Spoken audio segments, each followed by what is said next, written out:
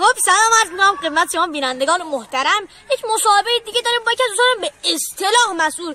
خب سلام عرض می‌کنم خدمت شما آقای به اصطلاح مسئول. سلام علیکم. دوستان داخل مصاحبه برای شما بخونم تا نظر مردم در مورد شما بفهمیم. خب یکی از دوستان پرسیدن که چرا بعد از این 42 سالی که انقلاب بوده 33-4 سال دست شما بوده و دست شما حزب ناقابلتون بوده بازم در مقابل مردم جست اپوزیسیون میگیرید و زبانتون کماکان درازه. عرض کنم خدمت شما که جست اپوزیسیون خودش یک کلاسی داره. این اولا.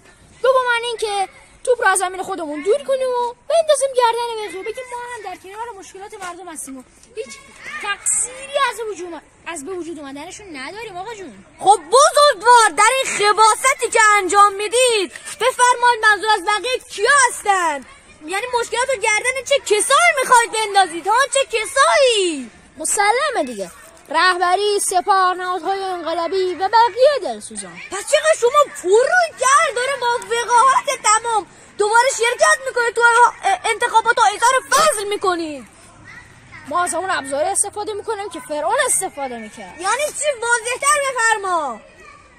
سلبریتی ها. عجب چطور؟ اینا قشنگ گند کاری اونو بزک میکنن موقع انتخابات ها که خودمونم باورم میشه که چه آدمای خوبی هستیم. بعدش هم پولشون میگیرن میرن خارج اشغال. خب بله، به عنوان سوال آخر که یکی دیگه از بینندگان محترم پرسیدن میگم که مردم میخوان بدونن که دقیقاً چه تلازمی بین شما داعشیا سعودی ها و اسرائیلی ها است. خب وجود داره که اینا داخل ایام انتخابات فقط از شما حمایت میکنن، فقط از شما.